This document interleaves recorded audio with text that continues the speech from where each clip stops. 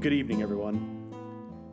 I'm Daniel Goodman, Museum Director, coming to you live from Las Golondrinas. Welcome to the final installment of the 2021 Winter Lecture Series, Speaking of Traditions, right here on the Golondrinas Live Sessions. El Rancho de las Golondrinas has been putting on this lecture series since 1999, making this the 23rd year, and we are happy to be partners with the New Mexico Museum of Art in presenting this lecture series, and thank you to the New Mexico Humanities Council for supporting this program. Everyone can support both Golondrinas and the New Mexico Museum of Art by becoming members. It makes a difference and goes a long way in supporting both of our organizations. Just check out our respective websites for details and to join from the comfort of your own home. To ensure the best audio experience, we have made adjustments on our end, but please adjust the volume not only on your device, but in the audio settings within the Facebook video screen, possibly somewhere down in this corner right here. Be sure to post any questions into the comments section, and we will take them at the end of the program. In keeping with our agriculture theme this year, tonight we're honored to have former state historian Dr. Rick Hendricks presenting New Mexico's Chile Kings, Fabian Garcia and Roy Nakayama. Chile plays such an important role in the history and culture of New Mexico, and is such a prominent crop here at Las Golondrinas, we would be remiss if not asking Rick to speak on this topic. Receiving his PhD from UNM, Dr. Rick Hendricks is now the New Mexico State Records Administrator. He is a former editor of the Vargas Project at the University of New Mexico and has written extensively on the history of the American Southwest and Mexico with over 16 books and 70 articles. His most recent book, Pueblo Indian Sovereignty, Land and Water in New Mexico and Texas, was co-authored with Malcolm E. Bright. I'm thinking we need to bring Rick back for a lecture on that topic, so make sure you let us know your thoughts in the comments below.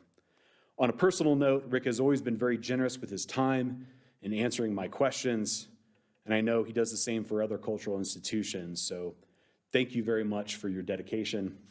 Please welcome Dr. Rick Hendricks.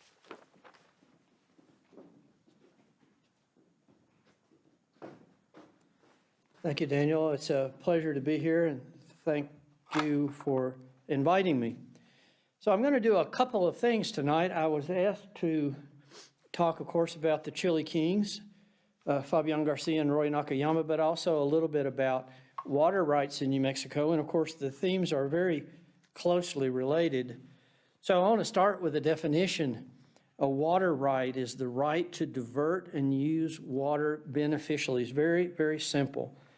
Obviously, water rights have been exercised in New Mexico since before the arrival of Europeans. We know that water sources have been manipulated in this area since at least 800 AD.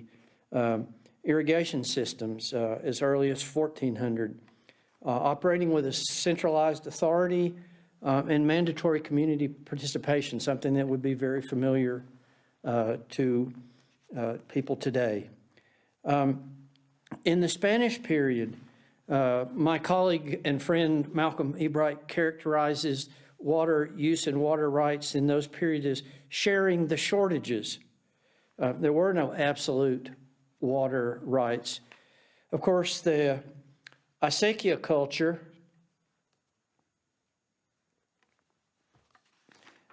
is prominent in New Mexico and in the northern part of the state.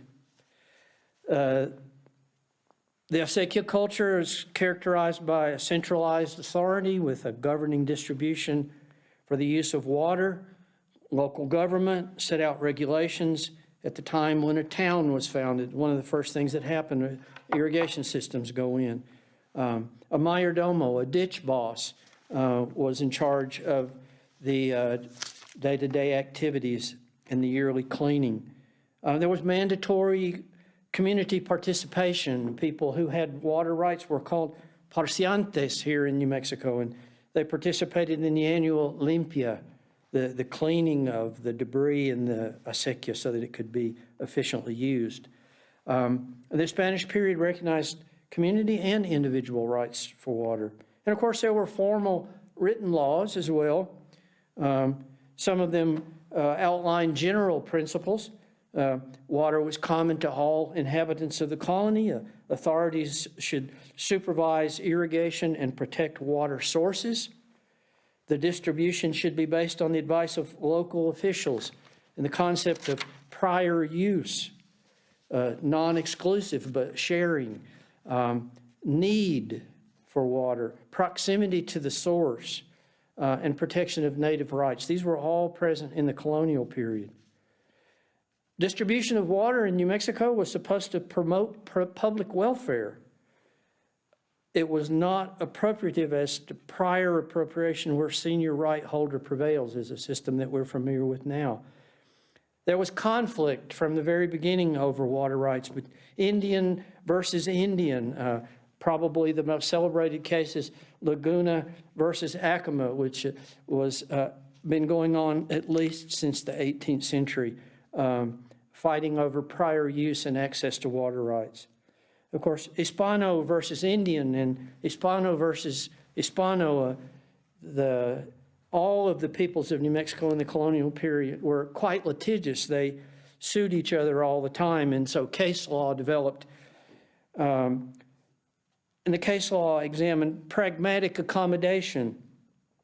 They would look at such things as just title, prior use, need, and equity was the most common. It was used against prior use. The possible injury to a third party, the intent, legally established rights, and equity versus equality. These were the kinds of things that emerged from looking at Spanish colonial water law. The issue of preventive action against would-be upstream users was something that's very common. A lot of this carried over into the Mexican period, and in the Mexican period, there are more formal written laws based on practice. An overarching concept emerges. They forget the antiquity of the rights and shared the limited resource. And the local alcaldes and the prefects, the different jurisdictional authorities become important. And of course, in the U.S. military occupation would begin in 1846. The Treaty of Guadalupe Hidalgo becomes important. In the territorial period of New Mexico, there's an amalgam of Spanish and Mexican law and custom with United States law and custom. U.S. water law is based on English common law and adapted to the well-watered eastern part of the United States. It's presented a clash of cultures. The Jeffersonian yeoman farmer who valued the sanctity of private property and saw himself as an independent farmer. William H. Emery defined a system of irrigation involving a degree of subordination and absolute obedience to a chief, which were repugnant to the habits of the people. The Anglo adaptation to the Asekias system and the practice of sharing shortages emerges in the territorial period, and we have the involvement of the U.S. court system to solve conflict. Justices of the peace and probate judges tended to follow Mexican practice, and we have the importance of attorneys specializing in water law. Prior appropriation, the concept is introduced in 1880, is largely ignored initially, the idea being first in time, first in right, and beneficial as the basis, measure, and limit of the right of use of water. The consequences of water shortages were borne by those who had junior rights, not proportionally. The idea of use it or lose it through intentional non-use, abandonment, or unintended non-use, forfeiture. Water rights are separable from the land and transferable, absent harm to existing users. The original priority date is preserved, and many scholars and lawyers examine the history of priority dates. Beneficial use is broadly interpreted with no preference for one use over another. These are all characteristics of we're moving to this more modern period. The legislature in the state, in the territory, and in the state enacts law governing Asekias. The territorial legislature in 1895 declared Asekias to be public, involuntary, quasi-corporations, formal community organizations. Authority is transferred from the mayordomo to ditch commissioners. And in 1902, the National Reclamation Act will lead eventually to Elephant Butte, which we'll talk about a little bit later. And in 1907, there was a water code that embraced prior appropriation as the guiding principle. All natural waters within the territory of New Mexico's boundaries were public property with universal access granted for beneficial use. All water was owned by the state, and the appropriator obtained a usufruct right. The formation of the Office of the Territorial Engineer with general supervision over measurement, appropriation, and distribution of New Mexico's water.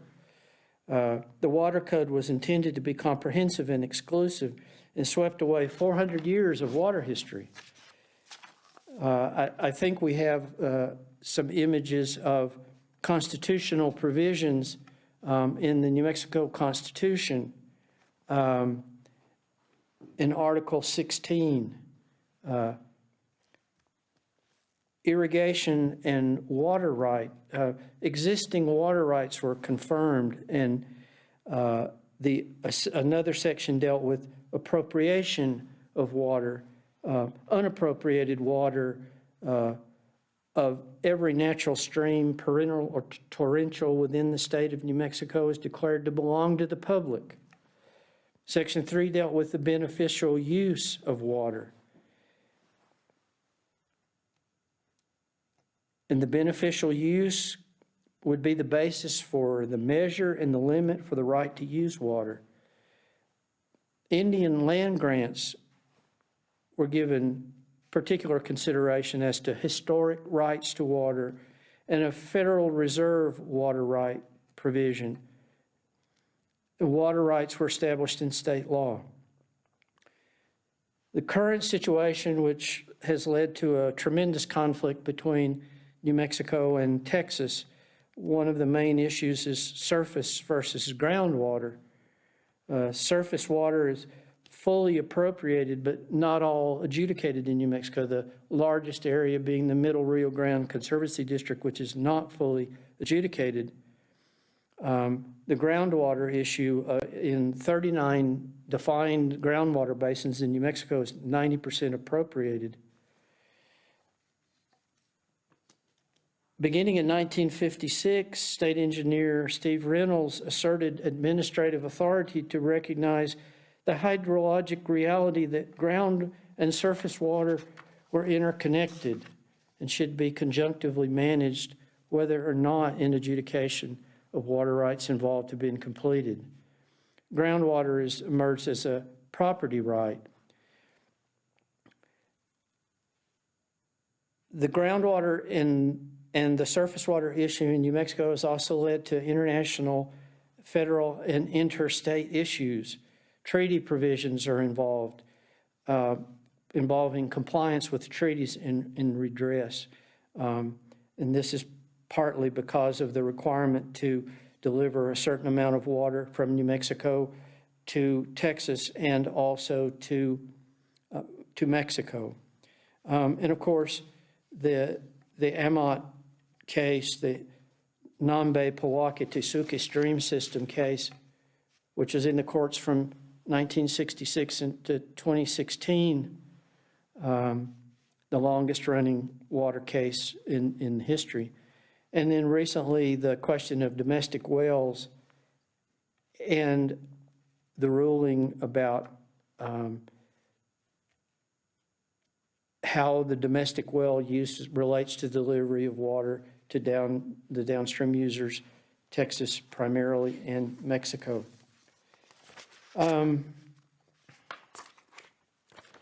So why am I telling you all this about water rights and how it relates to the Chile Kings?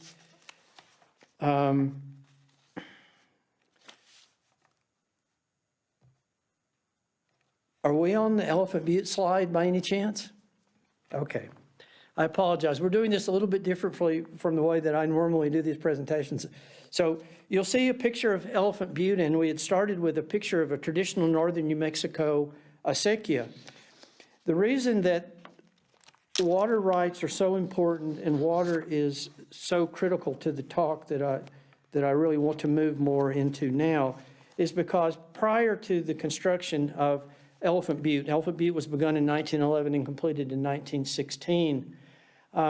Most of the chili that was grown in New Mexico was grown in small subsistence farms in northern New Mexico.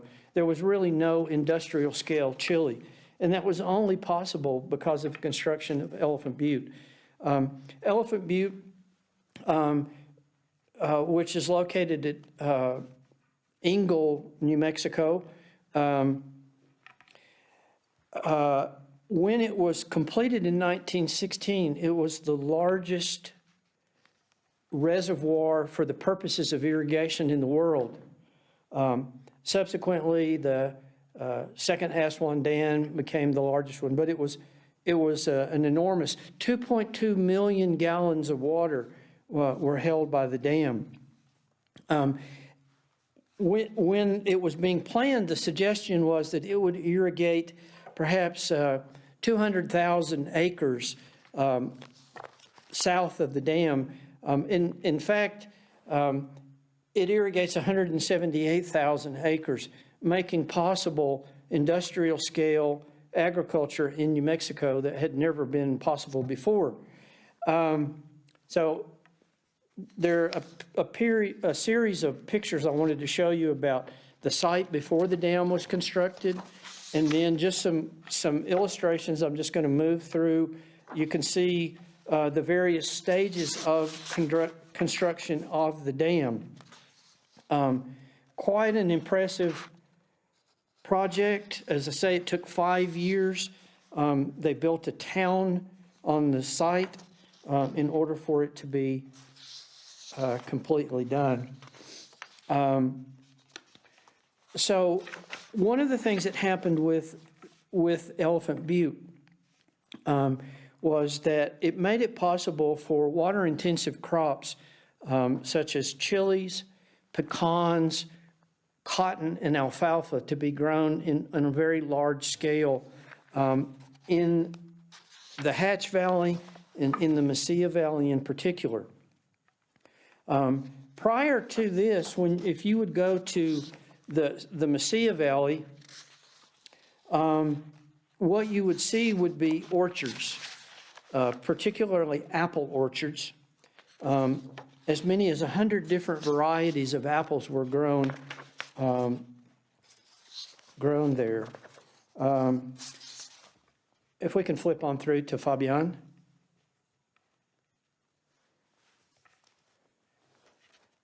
And so the first of the Chile Kings that I want to talk about is Fabian Garcia. Fabian Garcia was born in Chihuahua in 1871. He was orphaned as a very young lad, and he came to southwestern New Mexico with his grandmother. And he got some initial schooling in the Silver City area, but eventually they moved to the Mesilla area, and Fabian Garcia and his grandmother went to live with the Thomas Casad family. I have an illustration of Casad's orchard. They grew more than 100 varieties of apples, and these apples were not just run-of-the-mill apples. They entered the apples in international competition in St. Louis and in Chicago, and they won blue ribbons for some of the varieties. The little woman in white in the picture is Fabian Garcia's grandmother. And the other two are members of the Casad family. So Fabian Garcia grew up in this family. He was educated as a member of the family, the typical way that he was educated. Thomas Casad would read the Bible to the children. That was how it started. And one of the plagues that was particularly problematic for apple trees was a kind of insect infestation. And some of Fabián's first research was involved with that particular insect. So he was involved with that type of thing very early on.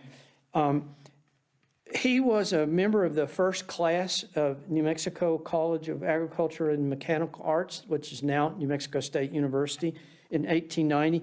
You can see the chap there standing there in the light, sort of rough-looking clothes with a book in his hand. That's young Fabian Garcia. He is said to have appeared at the school with a McGuffey reader in his hand. I don't know if that's a McGuffey reader that he has there, but he began his education there and completed his studies. He also went to Cornell. He didn't go to Cornell and receive a degree, but he studied such things as animal husbandry, dairying, pomology, various different things. And you can see he is in the right, in the seating next to the lady. He's got a tie on. He's pretty easy to pick out in that picture. So he was there at Cornell for a year. And then we have a picture of him in a light-hearted moment in a boat. Then I have an image of Fabián. He's got his head cast down, and he is standing with one of those two women is his wife. He married into the Amador family, which was the most prominent Hispanic merchant family in Las Cruces, Mesilla area. They were involved in a number of different activities, also in northern Mexico. He had sort of a tragic personal life.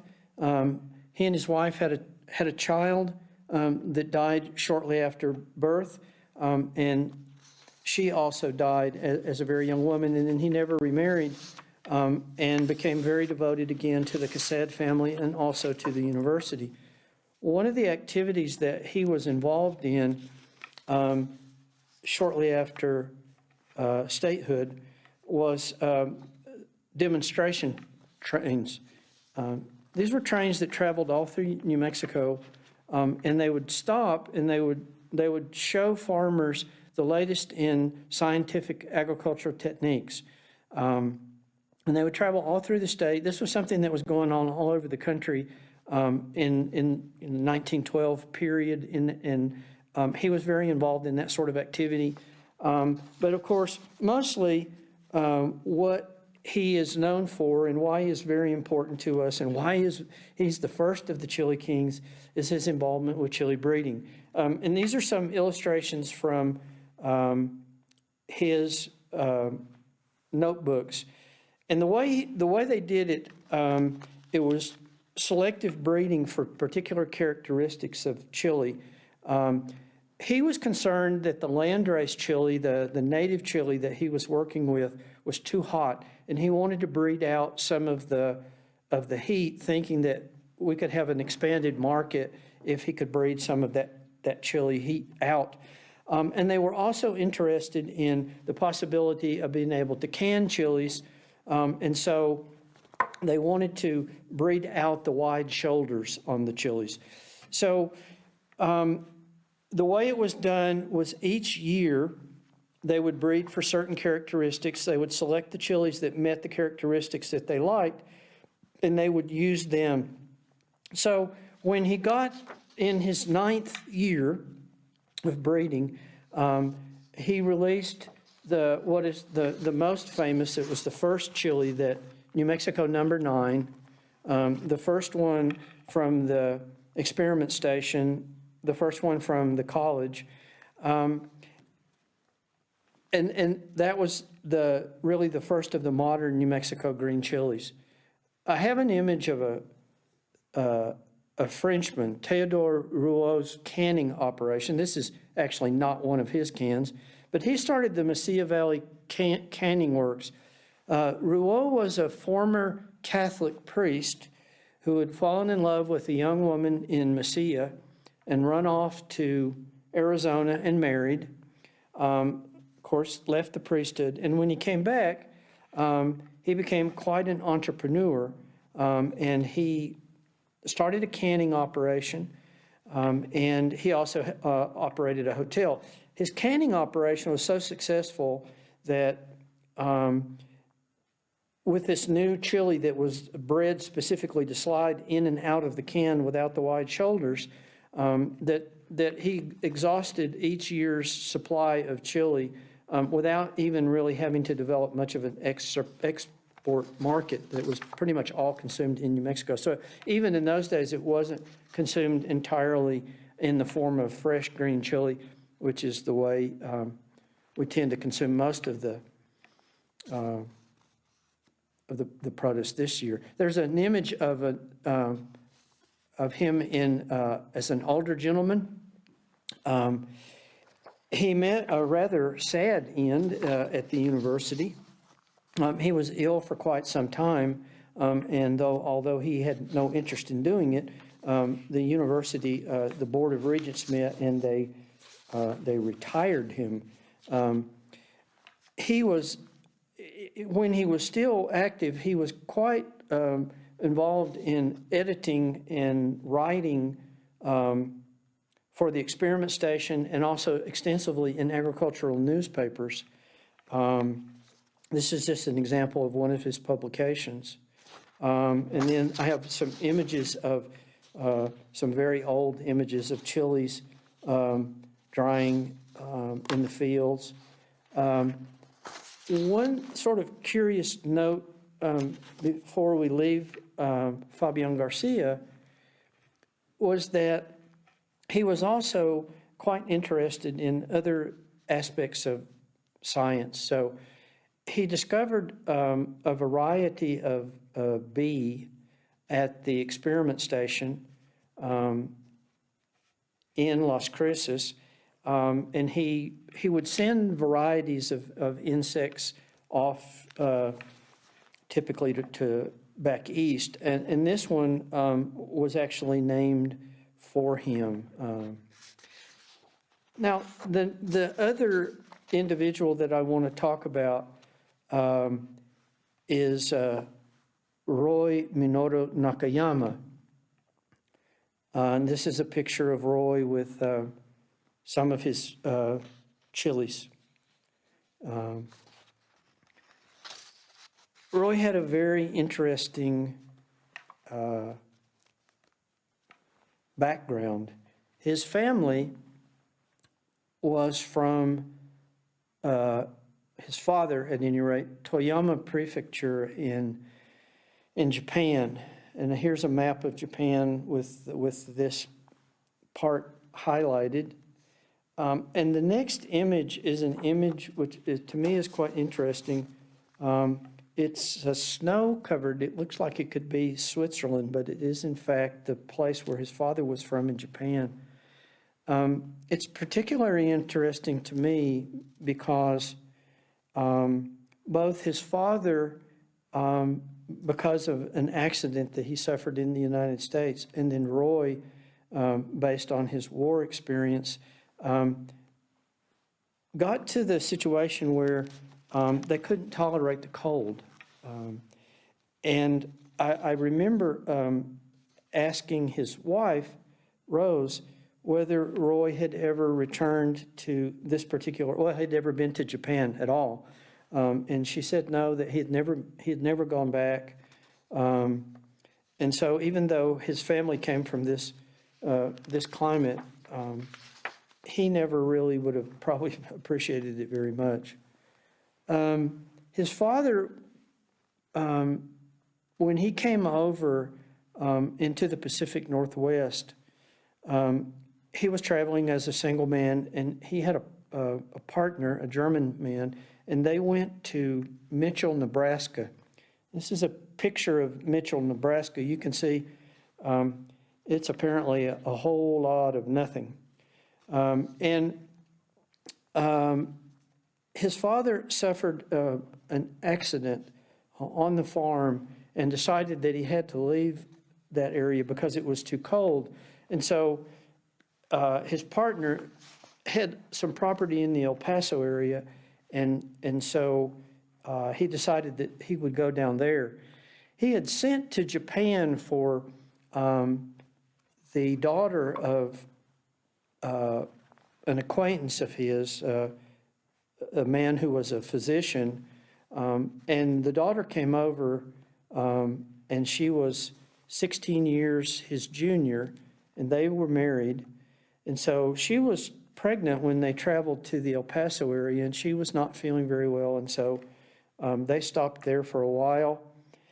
And they found some property to rent in just north of Las Cruces in Salem Colony. Now, New Mexico has been the home for a number of utopian communities throughout its history.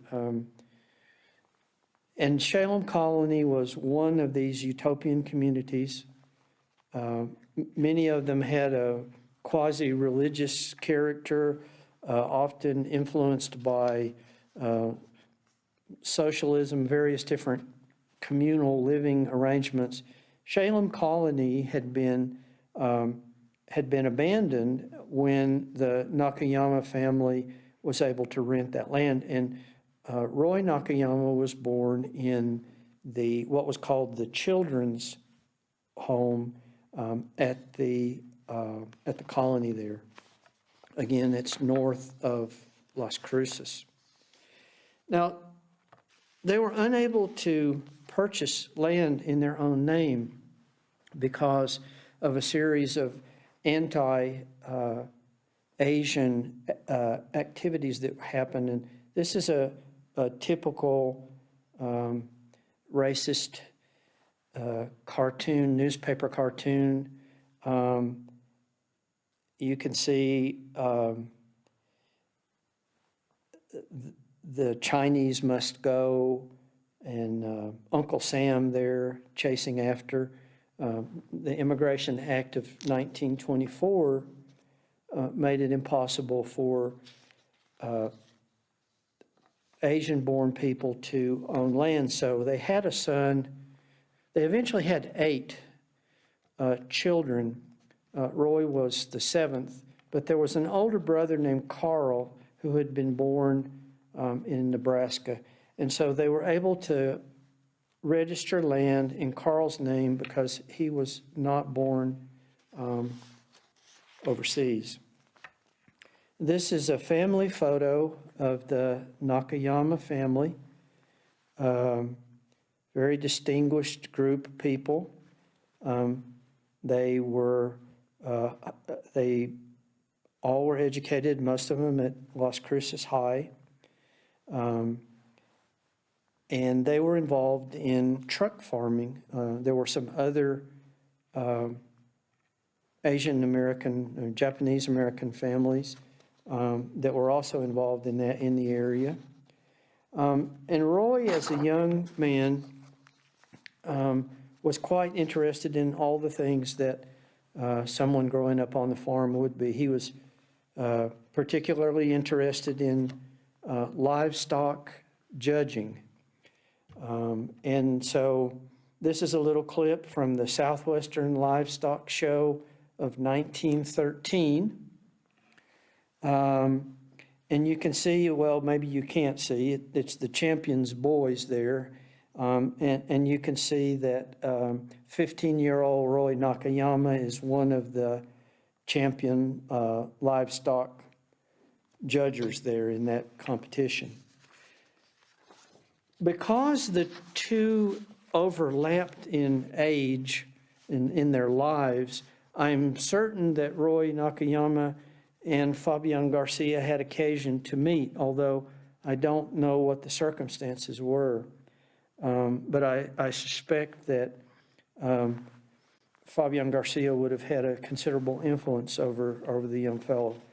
I have an image of a sheep here. This was a kind, the Rambouillet, the sheep that Roy was involved in raising He had a particular interest in that as well. And as I mentioned earlier, he did study animal husbandry at one point. And of course, here are people involved in truck farming. These are actually people harvesting potatoes. So the yearbook for what became NMSU was called the swastika. Unfortunate choice of names as it turned out, but it's, of course, an ancient symbol in many cultures. And you can see there's a picture of sophomore Roy Nakayama smiling there in 1943. Roy enlisted in the Army. They wouldn't accept him immediately because they were not accepting Asian Americans at that time. And so he initially was stationed in Texas. And while he was stationed in Texas, he furthered his education some. And the next image is of a group of young ladies. And they are in the area of Merced, California. And one of the little ladies is his future wife, Rose. And Rose, in her family, the next image, I have a couple of images from Manzanar, the internment camp for Japanese in California, where her family was taken from the Merced area and interned at Manzanar. Roy finally went to the European theater. He was a rifleman, qualified as a sharpshooter. And as soon as he landed in Europe, he also landed in the Battle of the Bulge, which took place between, as the dates here, 16 December 1944 and 25 January 1945. He was literally right off the boat when he was in the battle. And of course, this is a battle where the German army threatened to push back the successful Normandy invasion. And it resulted in a lot of people being captured. And among the people who were captured was young Roy Nakayama. He was made a prisoner of war on December the 18th. And that was exactly 2 days after he had arrived at the front. So his fighting war didn't last very long at all. I have an image of Stalag 13C, which was near the town of Hummelberg. Now, many of you probably enjoyed a television program that was called Hogan's Heroes, that was set in a fictional, it was called Luftstalag 13, which is supposedly a stalag for pilots. Well, Roy was in Stalag 13, and Stalag 13 was the site of the fiasco that was referred to as Task Force Bomb, the liberation of Stalag 13C, which took place in the 6th of April of 1945. This was where General Patton went to the Stalag, which was at that point behind enemy lines, because he was trying to liberate his son-in-law. It was a very risky operation, and it was pretty much of a disaster. Roy, as far as we know, had been evacuated. The officers were there, and they had marched the enlisted men away. Roy was actually liberated closer to Wiesbaden, which is about 150 kilometers to the west, somewhere east of Wiesbaden. So between Wiesbaden and Hummelberg was where he was liberated. He only weighed 80 pounds at that point. And the reason that they had moved the enlisted men out of the camp was because the average temperature in the camp was in the 50s in the daytime, and they were not giving them the minimum number of calories that, according to the Geneva Convention, they were supposed to get. So the Germans were concerned that if the U.S. military liberated these soldiers and found them in that horrible condition, that would not go well for them. The officers that were liberated were treated a little better. So when Roy got back to Las Cruces, he tried to enter the university again, and they wouldn't let him in because he was, they said he was Japanese. And so his former professors had to intervene on his behalf, and in fact, he did get back in, and he earned his degree there. Roy went on to pursue graduate studies at Iowa State, earning a master's degree, and also he earned a PhD, and he was studying Chile wilt, and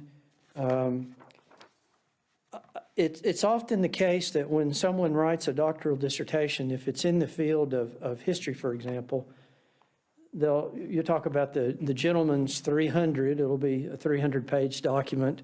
But if there's a lot of brilliance associated with a dissertation in the sciences, it's often much shorter. And Roy Nakayama's doctoral dissertation is 99 pages long. So I imagine it's probably pretty high-quality stuff. In between when he began working on his PhD and when he completed it, he did a stint in California with the California Department of Agriculture, and that is when he met Rose. So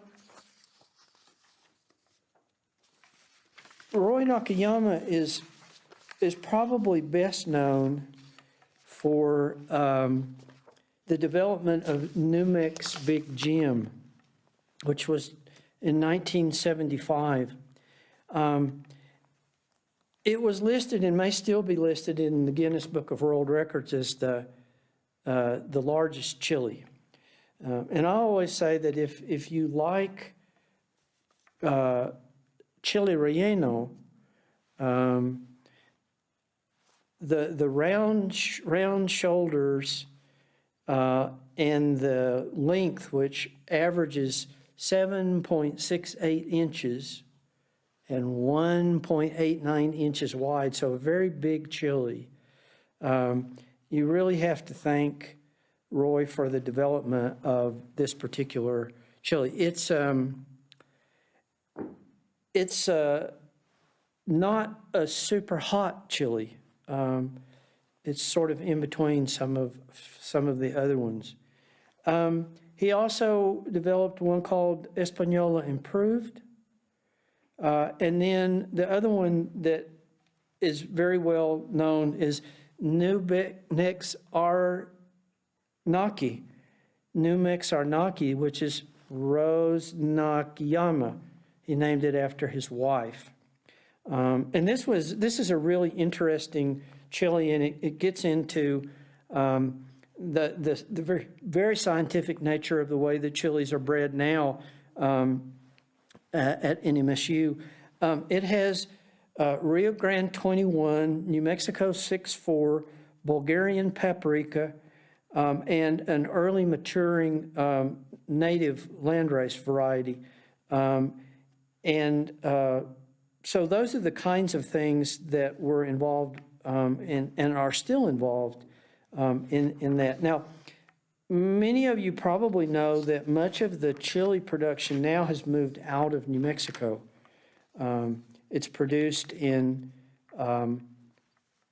northern Mexico and in places like India and China.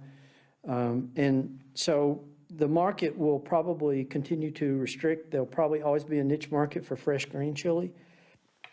But interesting things are happening with the globalization. One of the other things that was pretty remarkable about Roy Nakayama was that he was a sportsman. He was an avid golfer. He and his wife are avid bowlers. But his passion really in his later years, his passion was judging chili contests. There was the International Chili Society had in California, year after year they would have a gathering, and he would be one of the honorary judges at the festival, and that really was his passion. And his wife had said that the only thing that he liked more than growing chili was eating it. And even when he was on his deathbed, my understanding is that he was able to enjoy some green chili. And the last image that I have is chili fields in the Oregon Mountains in the background. You can see in the little low mountain is a mountain, and then you have the Oregon Mountains. And of course, the work that was begun by Fabian Garcia at the college, and then Roy carried on at the university, still goes on today. But I think that unquestionably these two gentlemen deserve the title of the Chile Kings. All right. Thank you, Dr. Hendricks. We've got some great comments here in the chat. We've got some great questions. Let's see. Let's scroll through some of these. Some really great comments. We've got looks like we do have a teacher who's tuning in here, Shelly. She says she can't wait to share this information with her students, and also that she's working on a STEM lesson about Asekias. So this is really helpful tonight. So she really appreciates that. Let's see, a couple of questions, maybe some information that was missed. Part of this was about, let me find it first. What were the dates of activity for Fabián? He was born in the late 1800s, but when was he kind of active in his research? So he's active until about 1945, from the teens until 45. Gotcha. We have a question here from Stacy. Where did the Hatch chili come from? Well, okay, so Hatch chili is, so all chili is a function of the water and the soil, the climatic conditions where it grows. So in the case of Hatch chili, it's not so much the variety. They grow different varieties. When you go buy Hatch chili, you can buy, typically what people do, they don't ask for the variety. They ask for hot, mild, but you can buy a variety of different chilies. What makes them unique is the soil conditions and the water conditions in Hatch. So nowadays, if you go to Hatch now and you see anything that's green, it's pretty much going to be groundwater pumped up because we're so short on water from lack of snow melt and that sort of thing. So you see these green patches, it's all irrigated, but it's all from wells. But any place that grows a particular product, that's like, for example, in France or Italy, where they have zones, or even to some degree in Spain, where they have zones where particular kinds of grapes are grown. Well, you can grow those grapes anywhere, but that particular zone, the climate, the soil, the water itself, all of those contribute to making it unique, and that's why they have those zones. So there was talk in New Mexico, before it kind of escaped us, there was talk about doing that here so that we would have hatch chili would be sort of demarcated as being a particular kind of, a particular zone. But you could have any number of varieties of chili grown in hatch, and it would still be hatch chili because it was grown there, as opposed to say, well, this is 6'4", or this is whatever variety. It's more the location that's different. And so we have Chimayo, right? And that is a variety, but it's also an area that has certain characteristics. There's Socorro is another growing area. The Hatch Valley sits atop the Mesilla Valley, and the Mesilla Valley has different soil conditions, and there are farms there. We were talking before I made my presentation, and there's a farm, Lujan Farms, in the Mesilla Valley, and to my mind, they produce the chili that I like the best, and so that's where I tend to buy chili. But anybody you talk to that has a particular place where they buy it will say that that chili is the best. So would you say that Hatch has become more of a mark of authenticity and quality for a lot of consumers whenever people throw out Hatch chili? I think that a lot of people do consider it a mark of quality, a mark of authenticity. And some of that is through savvy marketing. But you also see chili labeled as Hatch chili all over the place. And I wonder how well controlled the name really is.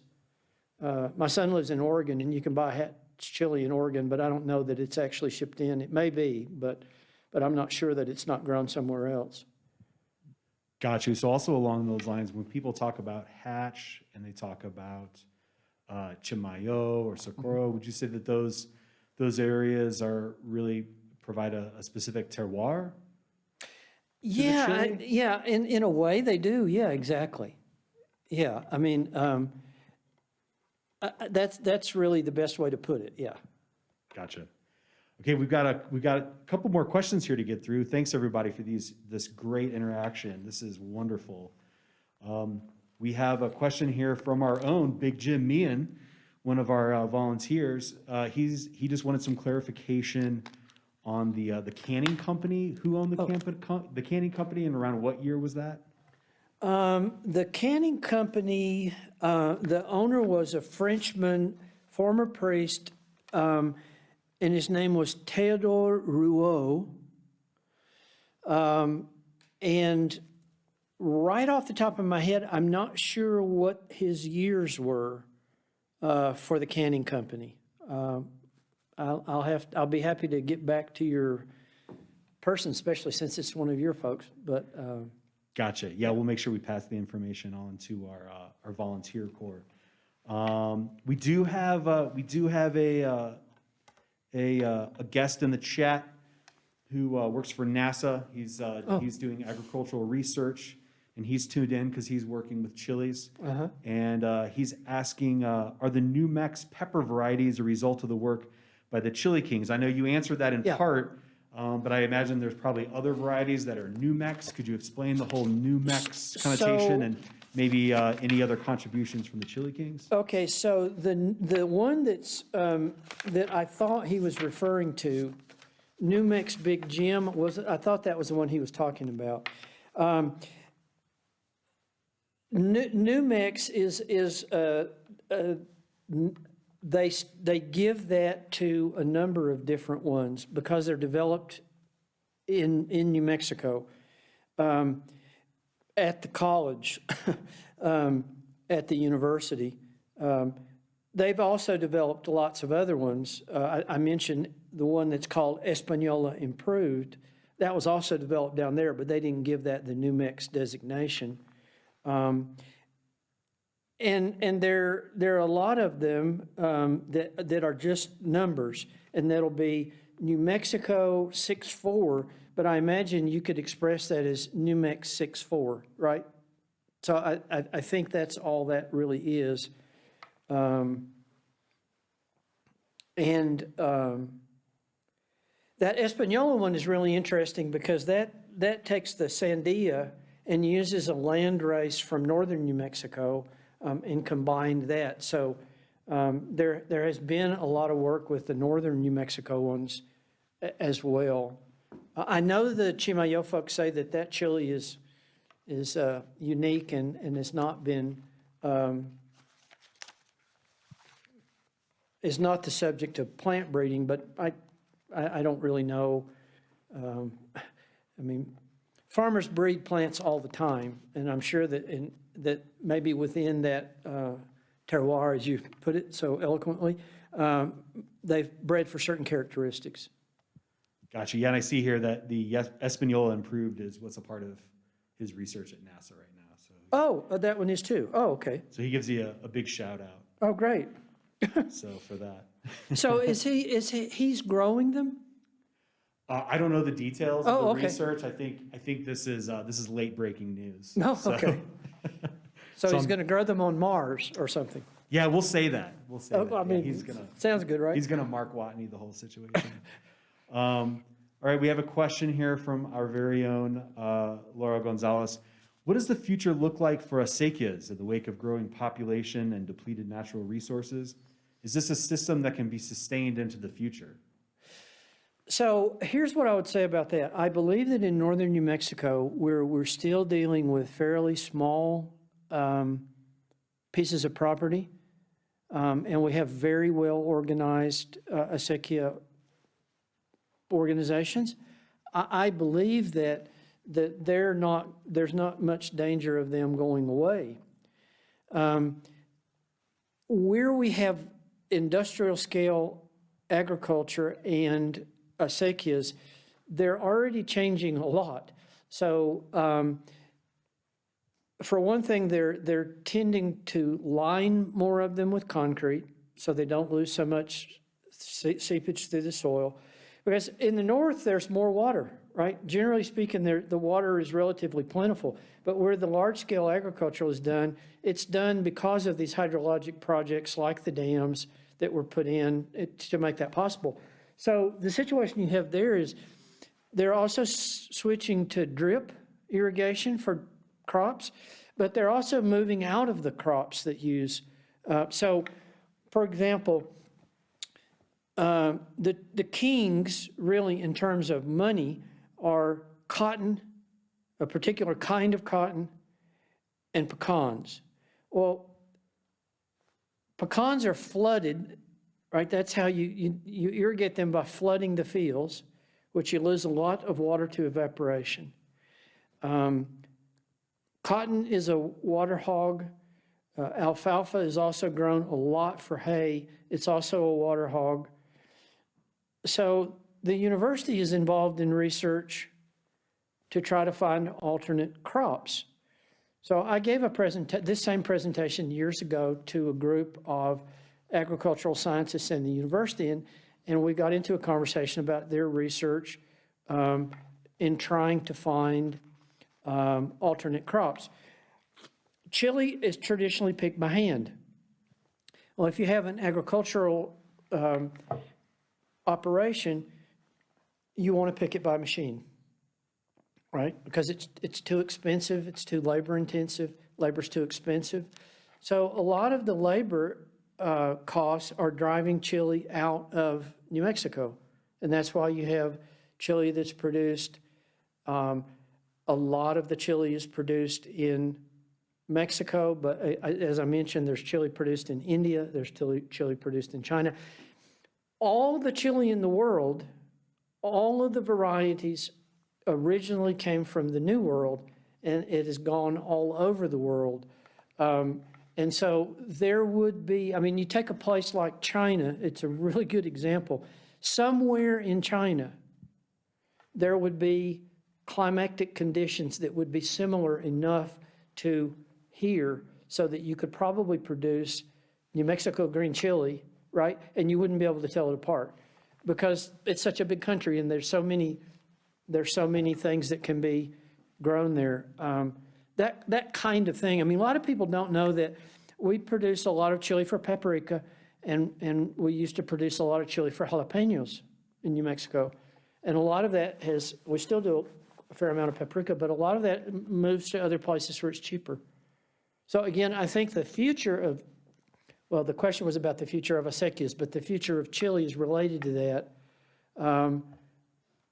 I see that it's probably going to be more of a niche market for fresh green chili, and maybe less for dried red, which you can get probably from anywhere. And if you look at year after year after year, chili production tends to go down and down and down. Occasionally, they'll have a really big year. This past year was a surprisingly good year for them, but it's just the economics of it. It's part of globalization. It's.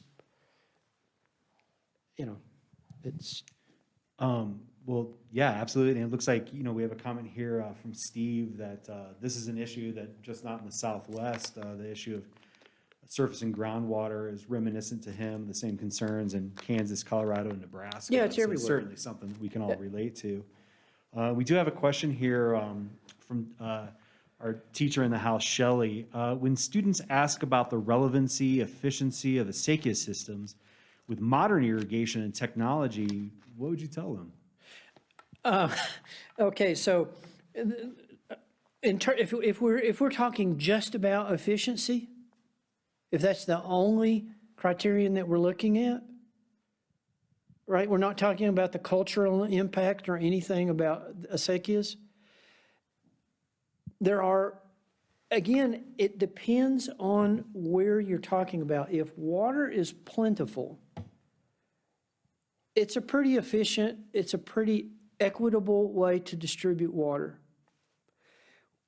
Where water is scarce, and water is scarce increasingly everywhere, but where water is scarce, for example, where we do industrial scale irrigation, it doesn't make a lot of sense. The other thing you have to remember, the climate it's getting hotter, right? And so the dam at Elephant Butte and all of those ditches that are delivering that water to that 178,000 acres in southern New Mexico and far west Texas, right? A lot is being lost to evaporation. And as it gets hotter, more is lost to evaporation. So that's a big factor too that makes them those beautiful open, there's nothing more beautiful to me than a chili field or a cotton field being watered by those beautiful open irrigation ditches. And we have them all over the West. I mean, it's not just here in New Mexico. I mean, from here to, I remember, Idaho, all over the West, we have those ditch systems. But the Asekia system is something different. It's not just a water system. It's got a very important cultural component.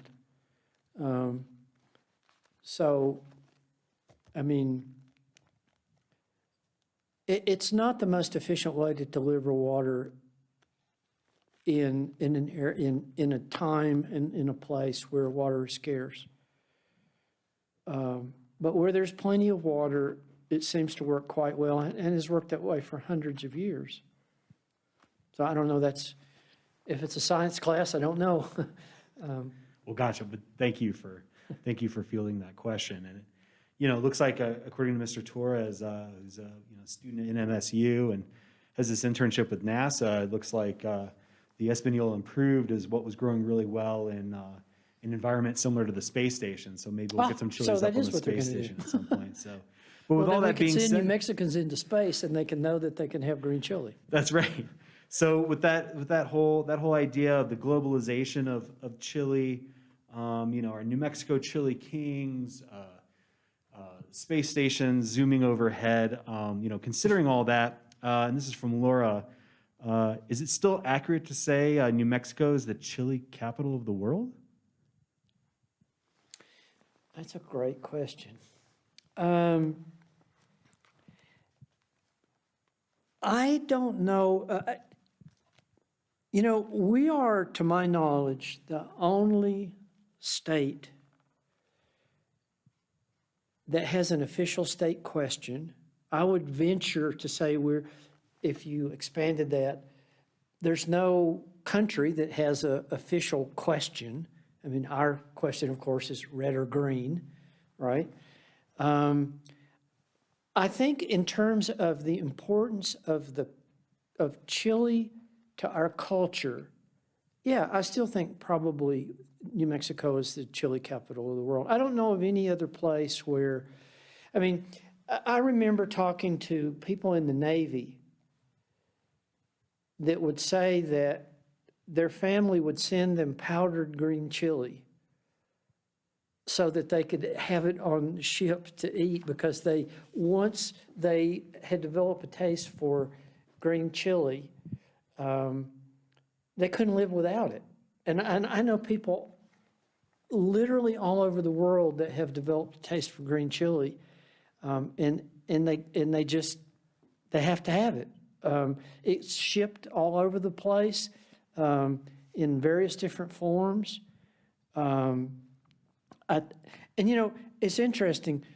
People will say, "I can't eat hot food. I just can't tolerate hot food." And I always tell people, yes, you can. You can learn to eat hot food. Well, in New Mexico, I think a lot of people grow up learning to eat hot food. And so we are so accustomed to having that hot, spicy condiment with whatever we eat that we feel like a meal is not complete if it doesn't have something hot in it. And I think, I don't know of any other place. Now, I'm not saying that there are not plenty of other cuisines that eat hot food, right? I mean, in India, they eat curries that are unbelievably hot. And I think currently the hottest chili in the world comes from India, I believe. I think the ghost chili is currently the hottest, although they keep finding hotter and hotter ones. So it's important everywhere, but I don't know that anybody really talks about it in the way that we do here. So I think we can still claim it. I agree. Perfectly said. And as long as all of you have questions, we're going to ask them. We have Rick here. People don't have to drive home or anything. I imagine everybody's enjoying dinner right there from the comfort of their own home. So again, from our middle school teacher in the house here, Shelley, she says, "I am from the San Luis Valley, and water is a huge issue there. The closed basin project which helps pay water forward in the Rio Grande, is also an open type system. Can you make any connection to the water use downstream and its impact or benefits?" Golly, I'm not really sure if I understand exactly what she's asking there. I mean, I get that water is an issue in the San Luis Valley. That totally makes sense. And so is she talking about water diverted from the San Luis Valley downstream? She's talking about the closed basin project, which helps pay water forward in the Rio Grande. Right. And then she says it's also an open type system, type of a water system. Can you make any connections between the water use downstream and its impact or benefits?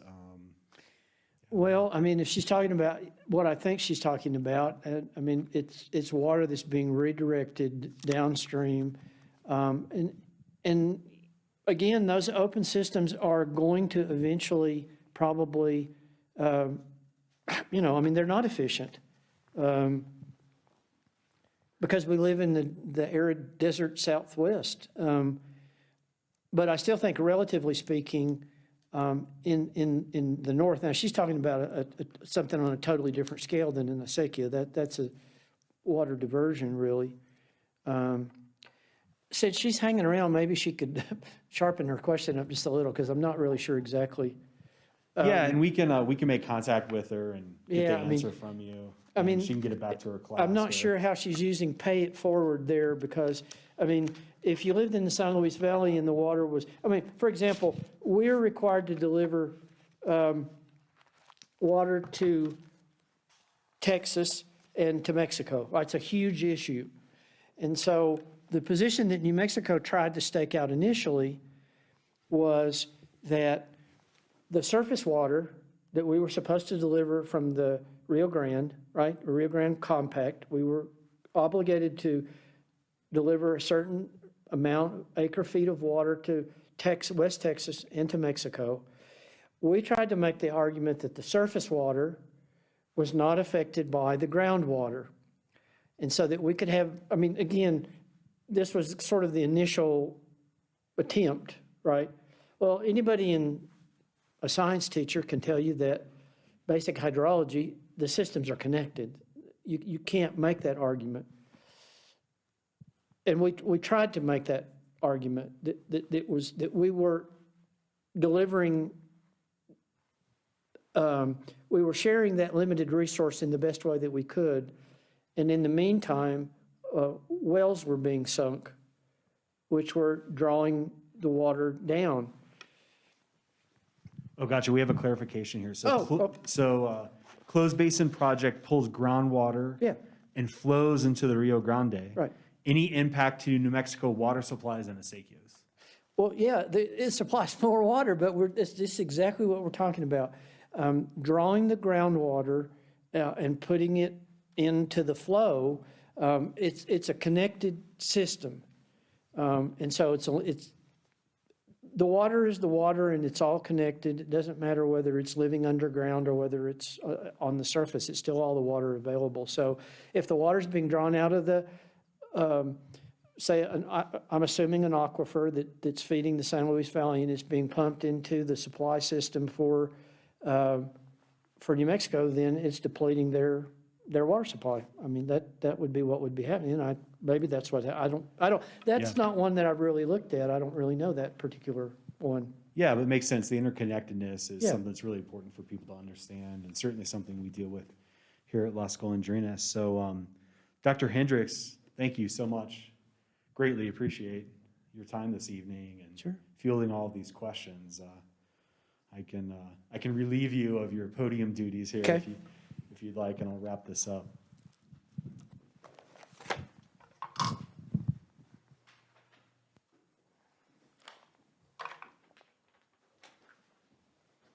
All right. Thanks again to Dr. Hendricks and his time tonight, talking about the Chile Kings. I hope everyone at home enjoyed that presentation. Thank you all for joining us tonight.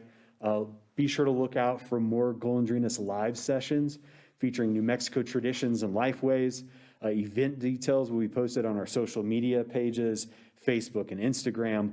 All of our videos remain on the Facebook page, and they're also posted to the Las Golondrinas channel on YouTube.